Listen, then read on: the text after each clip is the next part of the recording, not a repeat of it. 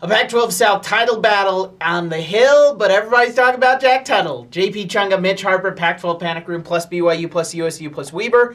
Jack Tuttle, he transfers from Utah, and that is the talk of the town here in the Panic Room. A bit surprising, JP. I was stunned. Not stunned when you factor in he's not getting any sort of time, but still, a guy that was so loyal to Utah and he's done after 6 games, a bit surprising. I was at least a little bit expecting this because of the fact that blue chip quarterbacks, if they're not playing, they're not going to stick around. And when you look at the analysis done by David Hale over at ESPN, 25% of the blue chip 4-5-star quarterbacks ended up staying at the places where they were originally recruited and where they originally signed. And this just actually happened to Utah, and it's new for a team and program that is deciding to recruit these 4-star, 5-star athletes. If it's going to happen, this is sort of the game that you have to play. And if they're not playing, they're not going to be able to stick around. And it definitely makes it difficult when you factor in Tuttle didn't have any familial connections to this area. Mm-hmm. It's not a legacy kid by any stretch. I mean, this was a guy that came to Utah for probably one reason. Because there was an opening, there was an opportunity to be the starter right away, and then to become the third-string guy and not get any sort of time in mop-up duty, and probably how the offense evolved, too. I mean, the big talking point for Utah in the beginning of the year was, what's the identity of the offense going to be? Feels like it's kind of going more with his RPO, mobile quarterback. You look at who they're recruiting now with Jaden Daniels, he's coming in. That's a big angle here on this as well. So maybe he just thought this doesn't fit his style.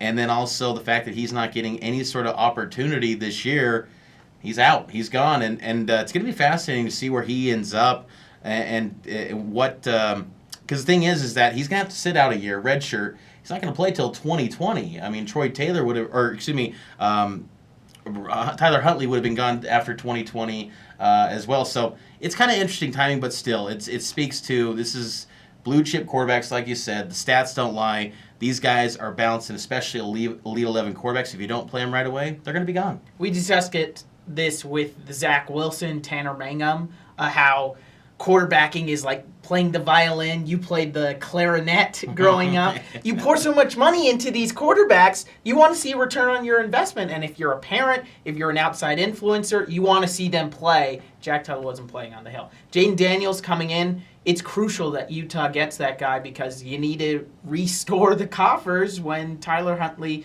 decides to leave this program. Yeah, because it's not really deep right now. I mean, Lisk now goes to the third string.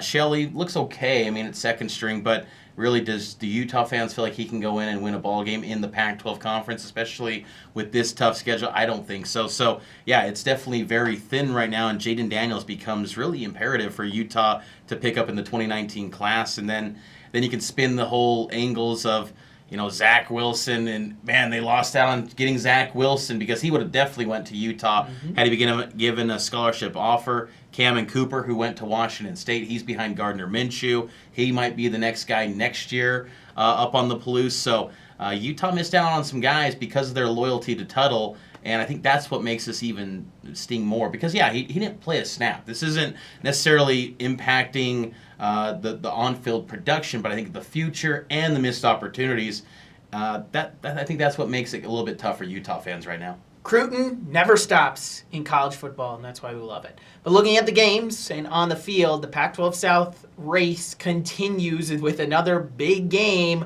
This one coming up on Saturday. USC comes to town to Rice-Eccles Stadium. Huge game, JP. This has been a great matchup over the years since Utah joined the conference. The question in this area has been, is Utah a rival to USC? I mean, I think USC is pretty much everyone's rival in the Pac-12 South. I think that's just USC's used to that. But I think for Utah, this is a huge matchup always been. It's always a measuring stick, too. Even though I think Utah's the better team this year, still USC's brand, their identity, their talent, it's always it's a huge opportunity for Utah every year. And the key for me going into this game has to be the secondary for both teams. USC clearly has the athletes on defense to defend Utah's wide receivers, but can they break one play? Can Tyler Huntley make one of those 3 throws that Yogi Roth always says that he needs to make in a game for Utah to be successful? And then on the other side, Can this Utah secondary shut down Amon-Ra St. Brown, Tyler Vaughn, Michael Pittman, all those big guys for USC? Can they do enough to hold them? Because this USC team hasn't been running the ball so well. In the first half against Colorado, 0 squadoosh running yards, and that's against Colorado's defense. I don't think they're going to have much success against this Utah team, and the secondary really was the side that broke in that Washington State game. That's a great point. I'm glad you mentioned the rushing yards because, that was the biggest thing that stood out when watching USC a week ago against Colorado was their inability to run the football. You become one-dimensional against Utah's defense, who's been great the past few weeks. You're just not going to have success. And JT Daniels, yes, he's shown great throws with Amon-Ra St. Brown, that connection they've had since high school, but still one-dimensional football against Utah's defense at home, at night. That doesn't bode well for USC, and they've had struggles in Salt Lake already. The last 2 times they've came up here, they've lost, and it was the game with Sam Darnold's first start, and then the one prior to that, what was it, Gus Johnson calling Tyler Wilson or Travis Wilson Thor, the Thorderback or something. Yeah. I can't remember exactly, but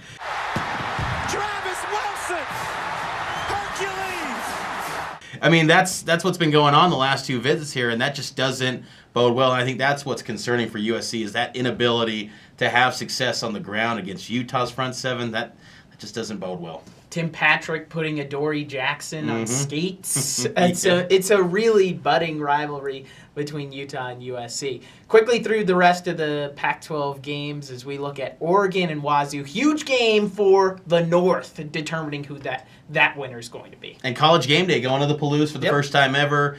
The city, they're concerned that they're going to probably run out of Fireball and marijuana from what I've heard. This is a huge matchup. It's great for Washington State. Who would have thought Washington State would be in a kind of national spotlight game? We were going into that, week 3, Utah-Washington State. It's like, it's a good matchup, but Utah probably should win that one. And Washington State's really become a great surprise. I mean, we shouldn't have thought of it as a surprise because of that offense. Gardner Minshew, he might be an NFL guy. He's looking good, JP. And you think about how he's been, Mike Leach has said he's one of the smartest quarterbacks he's coached. He's been amazing. I'm excited for this one. But I think Oregon right now is the best team in the conference at the moment, beating Washington, getting a huge win there. They had that close call against Stanford, but Oregon's back. They're legit, and the momentum they got on the recruiting trail, love what Cristobal's doing. I think this is going to be a game that Oregon gets it done on the road, but it's going to be a fun atmosphere to watch on the Palouse. It's going to be tremendous for Oregon's just resume if they're going to be in that conversation for making the playoff if they run the table. Looking at the next game, Colorado at UW. That loss against USC was just tough if you're a Buffs fan because of how much that you had invested in that Pac-12 South title race. Now it might become crushing even more when you go up to Seattle to play Washington. Well, and of the 2 games, USC was the one you thought maybe you could get on the road. Mm-hmm. Now you go to Washington. Washington's going to be angry coming back from that loss against Oregon. But, part of you wonders, what is Washington's mentality? I do think they'll be upset, but, I mean, everything nationally is probably taken away from them. They can still get to the Rose Bowl, which should be a goal, but we've seen when, in this playoff or bust era, teams that are expected to be in the playoff, and they have some losses that early on they can kind of just fade out in the back end of the season. But this Washington team I still think is a lot better than Colorado. Colorado was disappointing a week ago how they weren't even competitive, I thought, the second half against USC. Washington cruises to, I think, a solid win here, 2 touchdowns. Laviska Shenault, questionable with a toe injury going into this game. Not good for Colorado. Cal against Oregon State. I want to see who's the worst team in the Pac-12, whether it's Cal or Oregon State. Cal keeps fading. They just keep fading away. Oregon State, I think they're bound to get some sort of upset. Get one. At least one upset. It's at home. If there's going to be a game that they win, it's got to be this one. I'm going to go with the Oregon State Beavers in an upset here. That would be nice to see because they have a great running back in Jamar Jefferson and Jonathan Smith trying to get that momentum at least going forward for his program. Next game, worst team in the South, Arizona or UCLA, and this one's in the Rose Bowl. Yeah, UCLA, they've been competitive. They got a win last week against Cal, and 2 weeks ago took Washington really good. I mean, they were competitive throughout. So this UCLA team getting a little bit of momentum. Arizona, what a mess. Even though I think Rhett Rodriguez might be the better option at quarterback as far as passing. I mean, Khalil Tate just completely ineffective. He's not a good passer. He's injured. I mean, he's out for this one. So curious to see what Rich Rod's son does in this game. But I think that Arizona, UCLA, this one's tough to read, but UCLA is the favorite. So I'm going to go with the wise guys and still say UCLA gets this win. Chip Kelly could be coming on to something. And then finally, in the Pac-12 Panic Room, plus USU, plus Weber, USU against Wyoming. This one in Laramie.